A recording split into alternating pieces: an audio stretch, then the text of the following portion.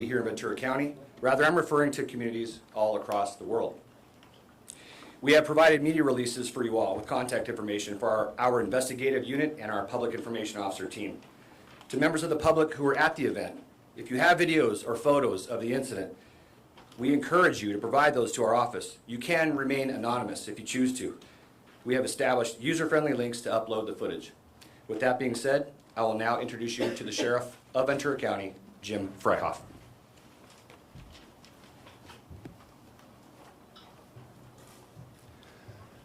Good morning, everyone, and thank you for being here. This morning, as your Sheriff of Ventura County, it is with a heavy heart that I stand before you here today to address this tragic incident that has occurred in our community. I want to express my deepest condolences to the family and friends of the victim who lost his life in this unfortunate event. Our thoughts and prayers are with them during this very difficult time. As law enforcement officers, our primary duty is to protect and serve the community. We take this responsibility very seriously, and we are committed to investigating this matter to the fullest and finding out what exactly occurred. We're working tirelessly to gather all the facts and evidence related to this incident. And we will do everything in our power, using every resource we have at our disposal to make sense of this incident. And if criminal wrongdoing is discovered, to bring the person or persons responsible to justice. I would like to thank the members of the media for being here today. Your role in keeping the community informed is critical. We appreciate your cooperation and support during this difficult time. We will do our best to provide you with an accurate and timely information and updates as they become available. I will now tell you what we know, and keep in mind this investigation is ongoing and fluid. So I will refrain from providing conjecture. I will state the facts as we know them at this point in time. On November 5th, 2023, at approximately 3:20 in the evening, the Sheriff's Communications Center received multiple calls regarding a possible assault in an unconscious male who was bleeding at the intersection of Thousand Oaks Boulevard and Westlake Boulevard in the city of Thousand Oaks. The callers advised the incident was related to a rally or demonstration that was occurring at the location. Flyers distributed on social media indicated a demonstration for Freedom for Palestine protest, and the counter-protest was led by We Are Pro-Israel. There were an estimated 75 to 100 people at the demonstration between both groups. 3 patrol deputies were dispatched code 3, meaning with their lights and siren, to the scene along with medical personnel and paramedics from the Ventura County Fire Department and American Medical Response. Soon after, 2 patrol sergeants along with 2 additional deputies responded to the scene. At 3:22 p.m., one of our patrol sergeants arrived on scene. At 3:24 p.m., 2 additional patrol deputies arrived on scene. The sergeant contacted the victim, identified as 69-year-old Paul Kessler, a Thousand Oaks resident, who was lying on the ground. Mr. Kessler was conscious and responsive. The sergeant observed what he saw was bleeding from the head and mouth. Medical personnel from the Ventura County Fire Department arrived on the scene and began providing aid to Mr. Kessler. Mr. Kessler was then transported to a local hospital by paramedics for advanced medical treatment.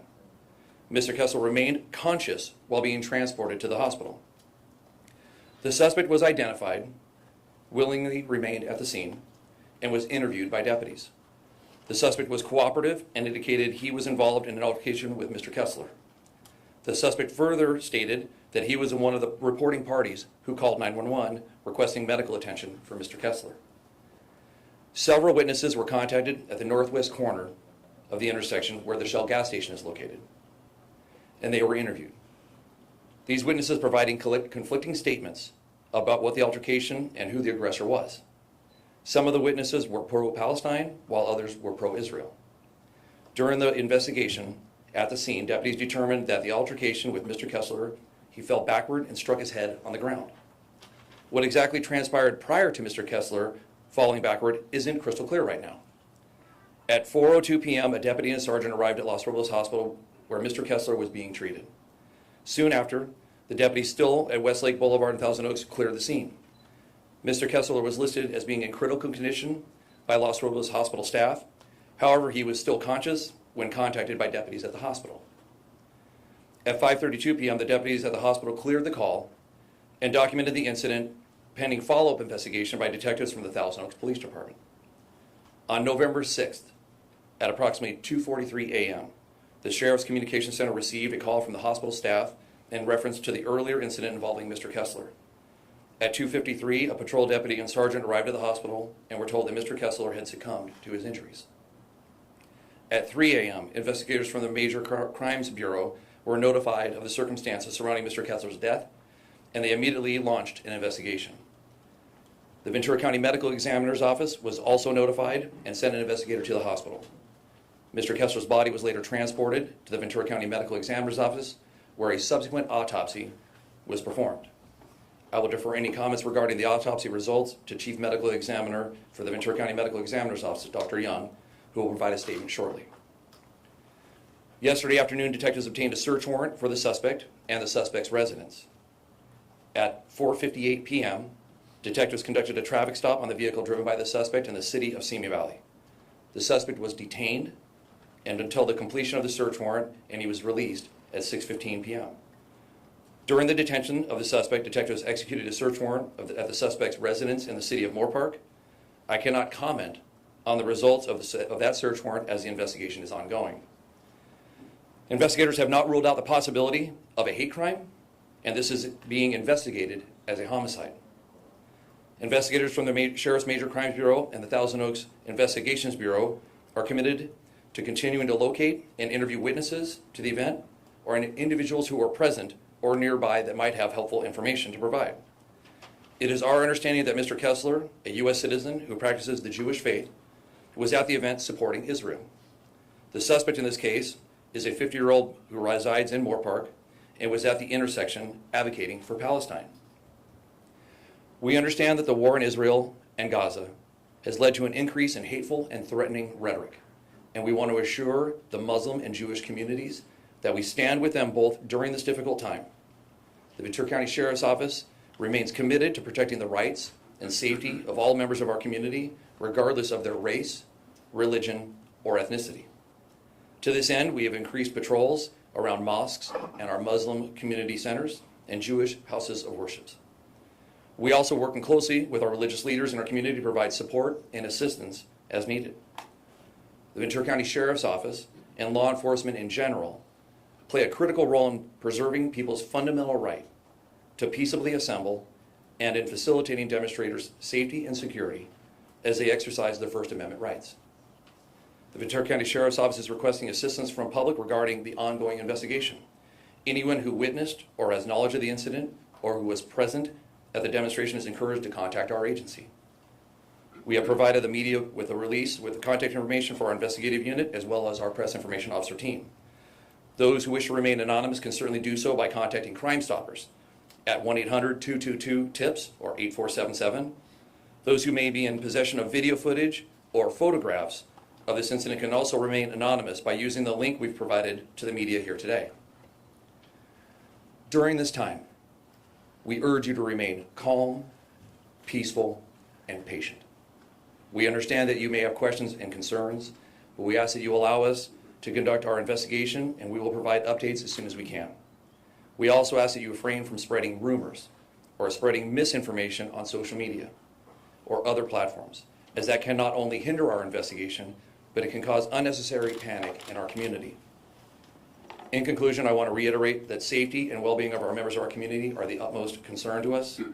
We will continue to work tirelessly to ensure that everyone, no matter your faith or religion, feels safe. We appreciate your cooperation and support during this difficult time. And now I'd like to introduce the Chief Medical Examiner of Ventura County, Dr. Christopher Young. Good morning, Dr. Young, Chief Medical Examiner for Ventura County. The death investigation is also ongoing. The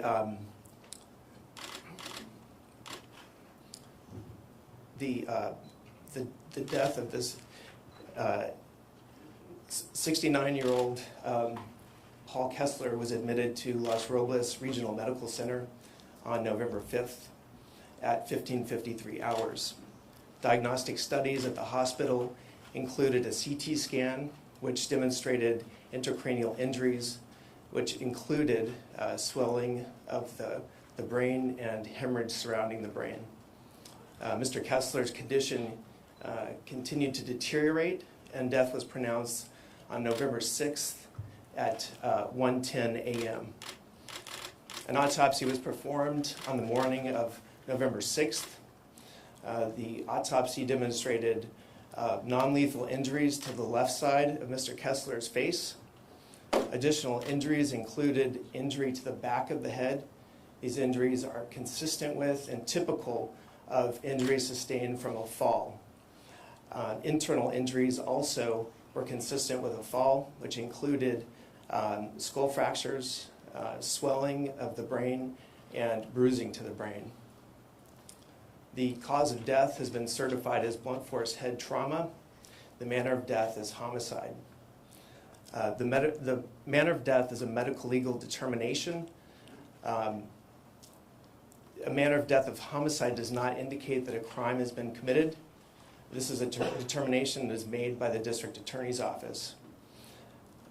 When a manner of death of homicide is made, it's simply stating that the death occurred at the hands of another person, or the actions of another person contributed to the death of the person. Our hearts and our thoughts are with every individual affected by this tragic event. Thank you. Now at this time, we will entertain questions, understanding that I'm very limited on what I can discuss based on the investigation itself. Are you giving the name of the suspect, by the way? No. Okay. Has the suspect been booked for any crime at all? So the suspect has not been arrested. No arrests have been made related to this incident, and the suspect has not been identified publicly. Sheriff, you mentioned that you want information, you want photos and videos from members of the public. It's important, if we're going to determine a hate crime occurred here, what interactions occurred between Mr. Kessler and the suspect. Can you tell us anything about what witnesses have told you? I can just tell you that the information we're getting is conflicting with one another. There was clearly an interaction between the two, but what that level of interaction is still unclear. That's why we're asking for any video footage that we can have. The one camera angle that I think you have all seen that's from the Shell station is unfortunately blocked by the message board indicating gas prices, and so we cannot see that from that angle. So we're hoping that somebody has video that can help shed some light on what occurred leading up to Mr. Kessler falling and hitting his head. Can you confirm that the bullhorn hit him in the head at some point? We do not have that confirmed. That is something that we're trying to investigate. That it wasn't a statement that had been made, but we do not have confirmation of that at this time. Given the conflicting reports as to how the fall happened, why could the medical examiner deem it a homicide if it's unclear who the aggressor was? You want to take that? Sure. So again, the manner of death of homicide doesn't reflect whether or not a crime has been committed. So it just that there's an interaction with another person. So it doesn't, it's not hinging on who's the aggressor. It's just that another individual was involved in partially causing the death. So you said that, Doctor, you said that the injury to the head was non-lethal. So the lethal injury was the injury to the back of the head, the injury to the face, I should say. Correct. The injuries on the left side of the face were non-lethal, and the lethal injury was the impact to the back of the head from Mr. Kessler falling and striking his head on the ground. So is it your belief that this victim was also hit and that caused him to fall, or was it the hit itself that caused this fatal injury? Again, this is still under investigation, but there are injuries on the front of the face which could be consistent with a blow to the face. So to the sheriff, if we may, so when you talk about a blow that would cause an individual to fall, is it your contention that the suspect struck the victim and that caused him to fall? It's my contention that we still don't know that. My contention is that we're still waiting to see evidence of what occurred in that interaction and whether or not there was a blow to the face that caused the fall, or if Mr. Kessler fell without that being the precipitating event. Sheriff, you mentioned increased patrols around houses of worship. Does this incident change your safety and patrol measures at demonstrations regardless of the size? No, so we are not changing our protocol. What we do right now is we evaluate every protest on their own merit, determine what we think the threat level is, and then based on that threat level we determine what resources, if any, need to be there. It's very clear that sometimes when law enforcement does arrive on scene, that we can be a catalyst for additional aggression, and so we try and limit our presence. But if there's already aggression being displayed, then we want to be there to make sure that people are peacefully protesting. In this event, 15 minutes prior to this confrontation, our Thousand Oaks police chief had driven through the area. There was about 30 people present when he had left. There was no indication of impending violence, and so no additional resources were needed. Our patrol staff had been made aware of this protest, and were driving through frequently to just keep an eye on what was happening. This event was not preventable. And the suspect you were indicating has been as cooperative as you would expect, as he could be under the circumstances? It's my understanding that he answered the questions when he was contacted at the scene. I don't know the vetting of all those questions that he answered, but he at least stayed behind. When he was detained, was that a cooperative? Yeah, to my understanding, yes, What cooperative. does he say that happened? I'm not at liberty to discuss that this Why time. did you execute a search warrant at his home? We're conducting a thorough investigation. We want to make sure we have all the evidence that we need to if we're going to prosecute. Is he a suspect? We've identified him as a suspect because as of right now, he's the only one that we have information on that may have been involved in an interaction with our victim. That does not mean there's not others. We're waiting for that information to come out from our residents who were there or any other people who were present. And if they have video of that to indicate there was more than one person involved, we definitely want that information as well. Sheriff, there was some early reports that the victim may have recorded on his cell phone the interaction before it actually, or as it was unfolding. Do you have any information on that? I don't have that information this time. Sheriff, At you're one not looking point, for the Sheriff- victim's cell phone and video?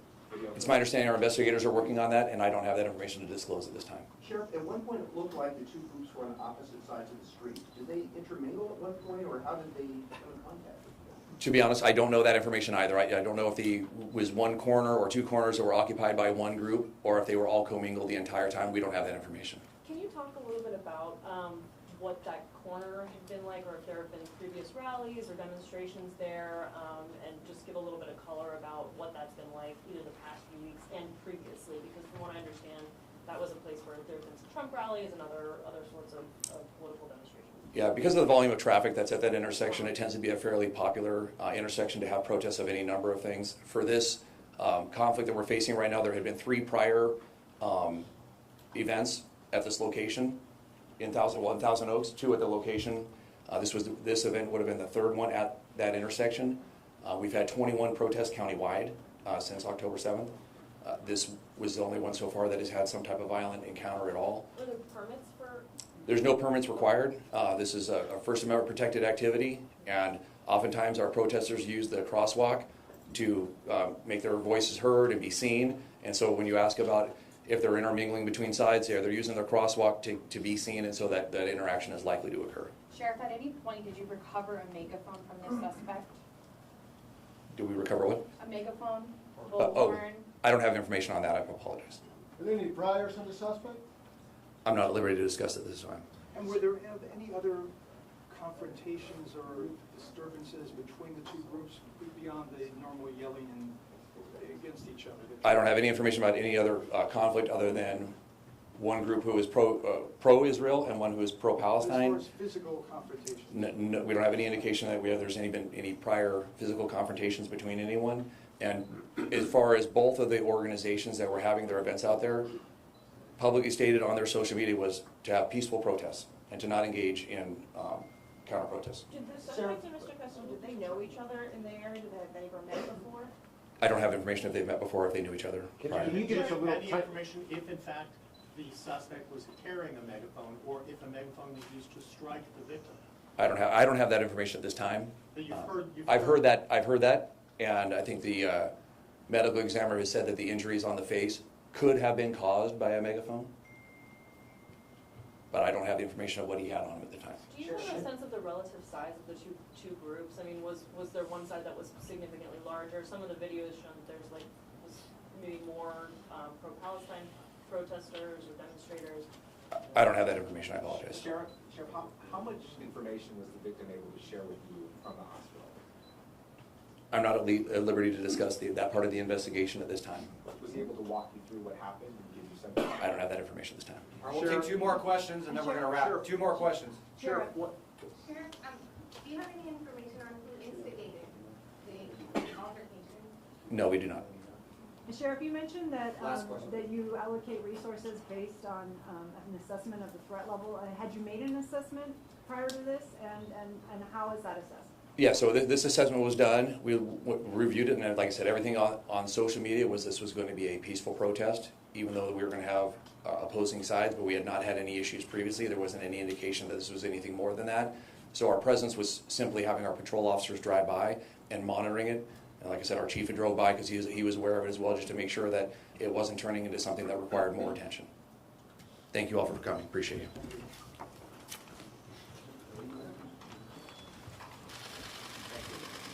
All right, this has been live streamed to our community. We thank you all for coming. A few of our PIO cadre members will still be here for the next 30, 45 minutes milling around. So if you need to contact us, reach out to me or one of my PIO cadre members. Thank you. Sir, yes, we do.